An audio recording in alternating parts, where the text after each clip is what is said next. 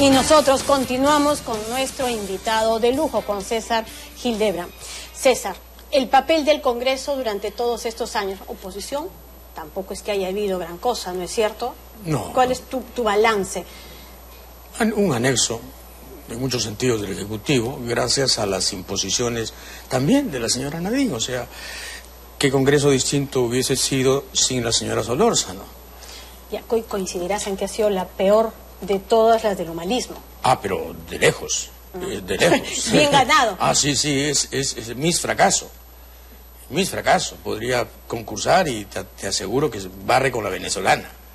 Yo la estaba poniendo ahí, pero bueno. No, es internacional. La señora Solórzano ya es internacional.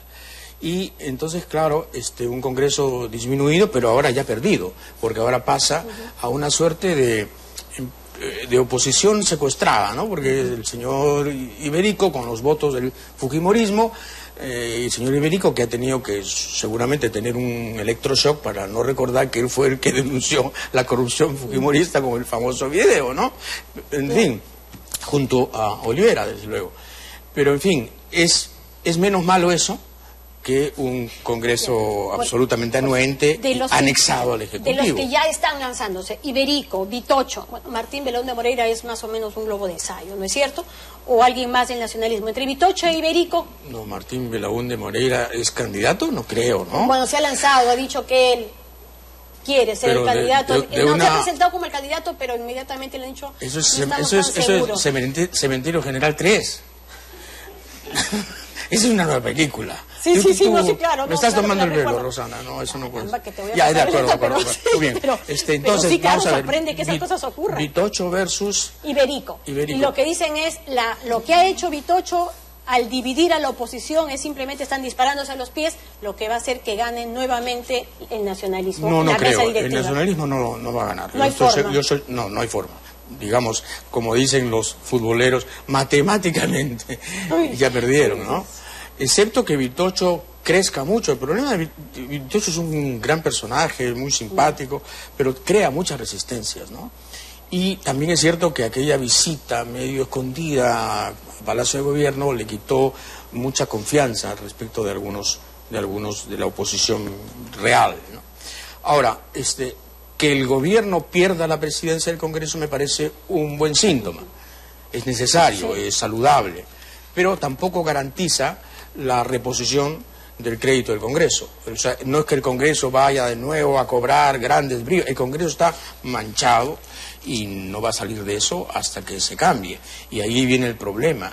Tienen que pensar mucho los peruanos antes de elegir al arroba cable, al come oro, al traga ni sé cuántos, etcétera. Sí, solo al inicio eran 36 los que llegaron ya con procesos penales. Exactamente.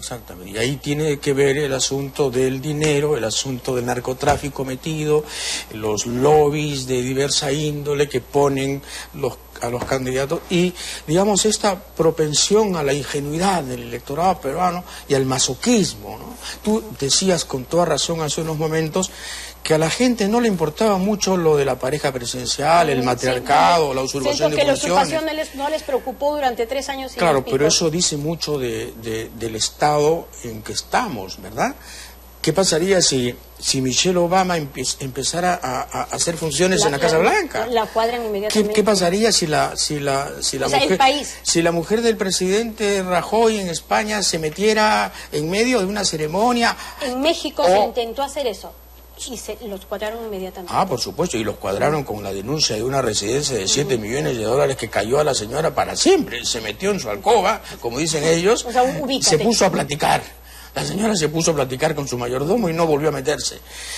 Pero es que es al revés. Imagínate que el marido de Margaret Thatcher hubiese hecho funciones importantes en el gobierno. Los ingleses simplemente lo deportaban a Alemania si hubiese pasado eso. El marido fue un hombre muy discreto, 11 años de gobierno de la señora Thatcher, implacable, y él en su papel de cónyuge, pues, porque la señora no se ha acordado que ella es cónyuge, no es copresidente. Pero si sumamos a que la usurpación no nos molesta ni nos incomoda tanto, y por otro lado empieza a tener mayor peso eso de roba pero hace obra, estamos perdidos. Estás bien negra hoy día, ¿eh? Sí, pero yo esperaba que tú me des un poco de esperanza, que me ayudes a encontrar ya. una vía de solución a todo parecemos la Brea y el Betún. No. Petroperú. No van a dormir hoy día quienes nos están viendo. Qué No, pesadilla. pero al margen de bromas, te digo, sí, lo que dices es cierto. Es cierto. ¿A dónde vamos? Vamos pues a un impasse social grave, ¿no? Grave porque no vamos a encajar. El decrecimiento económico va a destruir empleo. Hemos perdido una década donde el oro costaba casi $2.000 la onza y el cobre costaba 7 veces más que en 1970 y pico. Y lo mismo con otros metales, ¿verdad? Y en vez de construir país, en vez de diversificarnos, en vez de alentar la industria, en vez de alentar el agro de consumo interno, en vez de eso nos hemos farreado la plata, ¿verdad?, en grandes proyectos como el gasoducto del sur, que terminará alimentando la energía de las industrias del norte chileno, y no hemos hecho país. Otra oportunidad desperdiciada, ya van varias, ¿ah? Ya van varias, el guano, el salitre, la harina de pescado, los minerales siempre. Además, todo esto se produce en medio de una revolución planetaria que tiene que ver pues con un nuevo concepto, ¿no?, que es el ecocidio, el planeta en peligro, la minería, la minería cuestionada, no solo aquí, en Alaska, en todas partes. Entonces, claro, los que dicen somos un país minero tienen razón, somos un país minero, pero cuidado, empresas como la Southern tienen que tener una vigilancia especial porque tienen un prontuario ambiental absolutamente negativo. Pulgar Vidal, en ese sentido, ¿sientes que quiso aportar, quiso de alguna manera poner estándares bastante altos y eso podría haber sido una buena medida? Bueno, por lo menos lo he intentado. No sé si lo he intentado en serio, pero evidentemente, si tú lo dices, será porque tienes... Yo no tengo conocimiento de que él haya luchado por estándares muy altos. Los mineros no lo podían ver ni pintado. O sea, sentían que decían, nos están poniendo la valla demasiado alta. Claro, los mineros sueñan con una especie de anarquía impuesta por ellos, ¿no? O sea, no Estado, no regulación, no nada, y vamos a la época de la Cerro de Paz Corporation. Pero los detractores dirán, pero gracias a esa minería, no estoy hablando de la depredadora, por supuesto, ¿no? El crecimiento del país ha sido posible también la reducción de la pobreza. Sí, pero eso no es tan cierto, ¿no? Porque cuando los economistas, los que saben, te explican el crecimiento del PBI, resulta que la influencia de la minería no es lo que la gente cree, en creación de empleo es una influencia mínima y resulta que las grandes mineras no pagan los impuestos que tú crees, pagan el impuesto a la renta, pero no dinamizan, o sea, todo lo que ingresa, todos los puestos de trabajo que dieron no ayudan a dinamizar la economía. Es el sector que menos empleos produce. La agricultura produce muchísimo más y sin embargo está desatendida. La pequeña industria, el 90% de la PEA, Rosana, de la gente que como tú y yo trabajamos en pymes. Y el gobierno no hace nada por las pymes. Lo que hace por las pymes es esto. Le pone aranceles a los chinos en sus textiles y luego vienen los chinos y dicen no me los vas a poner. Entonces se van a Indecopi hace un mes soltó una resolución diciendo ningún arancel a los textiles chinos que vienen a precio dumping. Pregúntale a los señores de Gamarra cómo están de rabiosos y de frustrados porque los chinos los han vuelto a quebrar.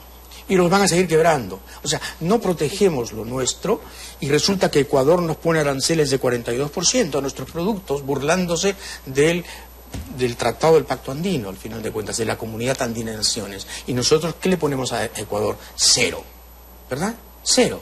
O sea, no hay un concepto de país en el Perú, no nos ponemos de acuerdo sobre lo que somos y lo que queremos. Sí, Dios. Creo que por ahí sí es cierto que pasa, o sea, más allá del ángulo, pero por ahí pasa. Pongámonos de acuerdo en qué queremos y qué se va a seguir manteniendo. Queremos, ¿verdad? por ejemplo, fomentar la agricultura de consumo interno, fomentar las pymes. Sí, por supuesto, queremos un país diversificado. ¿Por qué no confiamos en nuestro potencial industrial? ¿Por qué? ¿Por qué todo tiene que ser de afuera? ¿Por qué vienen empresas estatales? Una vietnamita, una chilena, varias de otra índole, estatales, y compran lo que sea aquí, telefonía, hidrocarburos, estatales. A ver, explícame eso. Sí, pues, pero es que también si revisas Petroperú, incluso hoy, el despilfarro, sí, claro, los sueldos, claro. Cuando el presidente de Petroperú estaba, que se cobraba así indemnizaciones por todos lados, sí, pues, sin control alguno. Pero le quitas esa gerencia a Petroperú, y puede cambiar. Pero en cambio, si le quitas técnicos y le quitas además capacidad de crecimiento, pues entonces estás condenando también de antemano. No todo lo estatal es malo, ¿ah? No todo lo estatal es malo. Lo que pasa es que vivimos... Y más cuando tienen que ser, incluso yo, opuesto más por las supervisoras, los Citranes y los Indecopis, sí, que deberían de funcionar mejor y reconocernos derechos a los ciudadanos, respetarlos en todos los campos. Sí, claro. El consumidor es el más maltratado en nuestro Pero país. No lo están haciendo, pues. No, pues. No lo están haciendo. No, en todo caso, no como se debía. No lo están haciendo. Telefónica hace lo que le da la gana y Ociptel, ¿dónde está? Esa es la pregunta, ¿no? Y encima le perdonan 700 millones de soles en impuestos.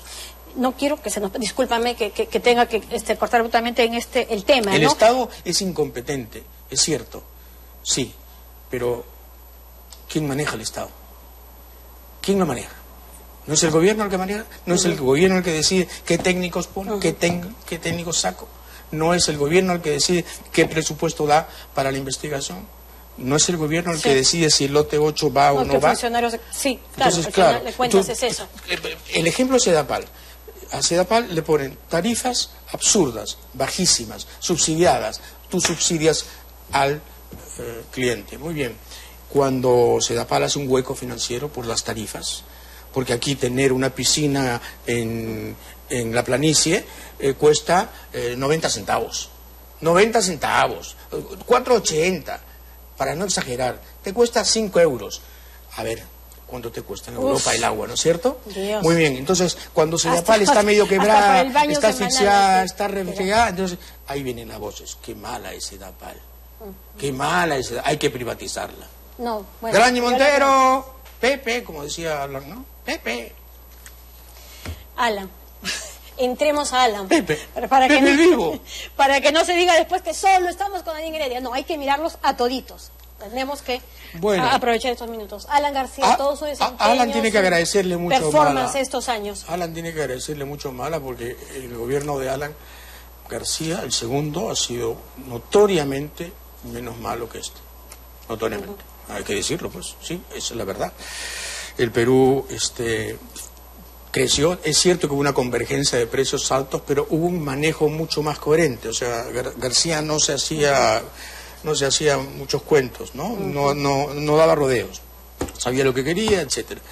Fue un gobierno menos incompetente. Ahora, un gobierno de derechas absolutamente, que no hizo nada por la redistribución, ni por la justicia, ni por la reivindicación salarial, no hizo nada.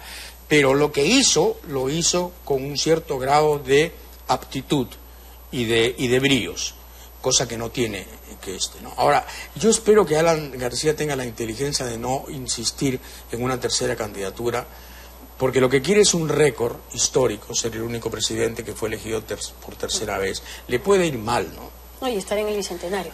Estar en el Bicentenario, pero justamente como tercer y único presidente elegido 3 veces. Yo espero que tenga la inteligencia de desistir, la verdad.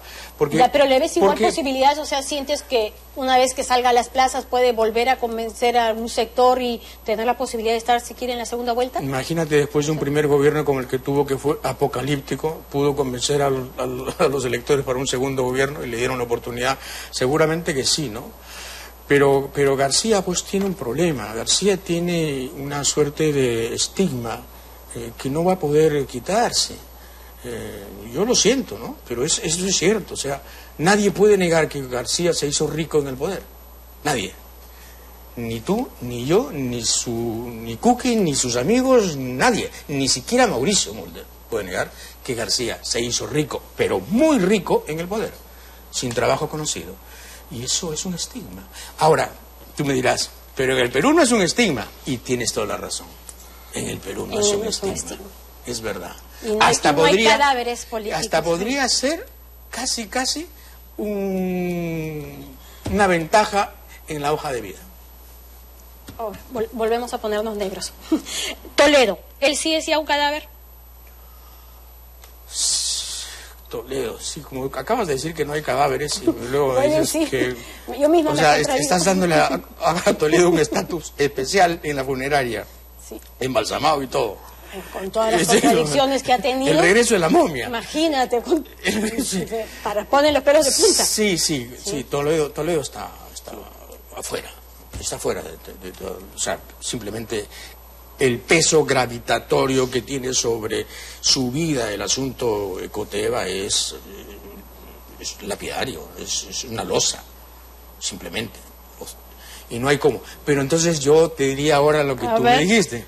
Pero, ¿Y si resucita? Pero aquí no hay muertos, ¿verdad? Claro, Entonces, lo claro, que puedes decir es que a García por lo menos le ayuda pero toda esa labia, pero ¿no? Rosana, ¿a dónde nos lleva esta Pero- reflexión de no hay muertos y aquí Sí. vale todo y aquí No. todos sobreviven a sí mismos, hagan lo que hagan? ¿A dónde nos lleva? Nos lleva a un electorado no ciudadano, muy poco dado a la memoria y a la educación, y eso nos lleva al gran problema. No hay democracia sin gente educada. Sí. Es que la democracia no es posible sin gente educada. Lo otro es tumulto, oclocracia, turba, engaño, mito, ¿verdad? La butifarra y el pisco de antes, simplemente. O sea, seguimos invirtiendo 3,8% En educación. en educación. Sí. ¿Quién puso? No se apuesta por ahí. ¿Quién pone 6? El que ponga 6, elijan a ese. Bueno, El que ponga 6. Con algo ya, ¿no es cierto? Algo estamos poniendo sobre la mesa. Exactamente. Creo que eso es importante. Exactamente. No voy a dejarte ir todavía. Me voy a la pausa y seguimos conversando.